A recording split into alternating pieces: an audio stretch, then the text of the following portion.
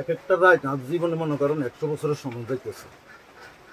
গড় তো কোনো সময় ঘুমাইতে পারি না। এই মেঘ বৃষ্টি হলেও বাইরে বাইরে ঠান্ডা লাগে, মানুষের বাড়ি যে হতন লাগে। মনে করেন না খাই না দেয় এইভাবে থাকতেছি।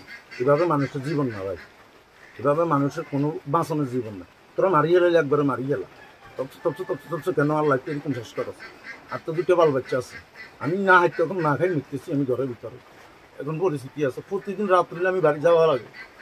বাড়ি গেলে নিজে ঘুম হয় না, বাড়ি গেলে নিজের হোলাইনের টেনশন এমনি কোন দুর্ঘটনা ঘটে।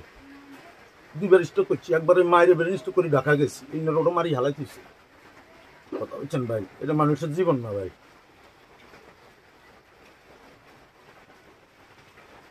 লক্ষ্মীপুরের রামগঞ্জে রাতের আধারে বসতঘর ভাঙ্গার অভিযোগ উঠেছে দুর্বৃত্তদের বিরুদ্ধে।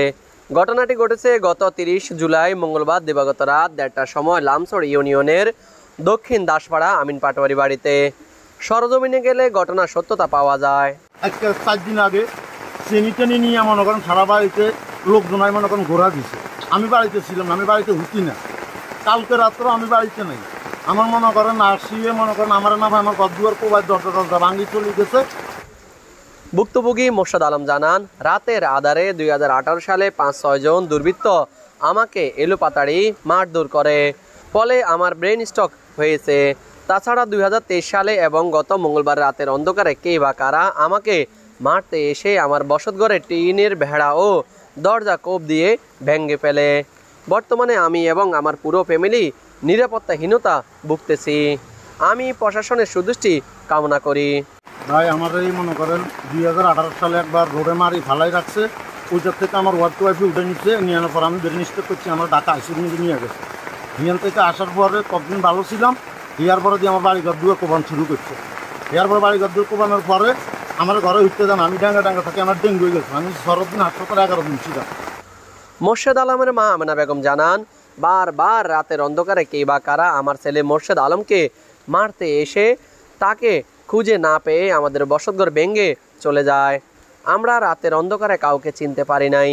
আমরা বর্তমানে আতঙ্কে রয়েছি। আর এই ভিতরে শত্রু যে দুই সপ্তাহ আসিয়ে গর্ব বা এই দরজা ভাঙে এই রাজ্যে আমি শ্রেণী এই আমার চুরি এইসব জানি লইয়ে গিয়ে আমার ভিতরে মারতে পারছি। এখন রাতের বেলা কারণের ক্লাস হয় না, কারণ চলে গেলে অন্ধকারে আসে, তারপর শ্রেণী কিনে যেন আমরা হারিবা আমরা কইতে পারি তেন দৌড়ি হারি চলে যায়। মোর্শেদ আলমের চাচি তৈয়বা বেগম জানান, রাতের অন্ধকারে কে বা কারা এসে বারবার এমন ভাঙচুর করে আমাদের জানা নেই। তবে ভাঙচুরের পর সকলের চিৎকারে দুর্বৃত্তরা পালিয়ে যায়। আমরা দেই না, আমরা হেতরা উকাউ করছে সিকিউরিটি দিছে আইছি আই যে হিজে দুয়ার বেয়া করে ফেলাইছে লাইটে নাকি দিই আমরা কোনো লোকজন দেই না। রামগঞ্জ থানার অফিসার ইনচার্জ মোহাম্মদ সুলাইমান জানান, এই বিষয়ে কোনো অভিযোগ পাইনি। অভিযোগ পেলে তদন্ত সাপেক্ষে প্রয়োজনীয় ব্যবস্থা গ্রহণ করা হবে।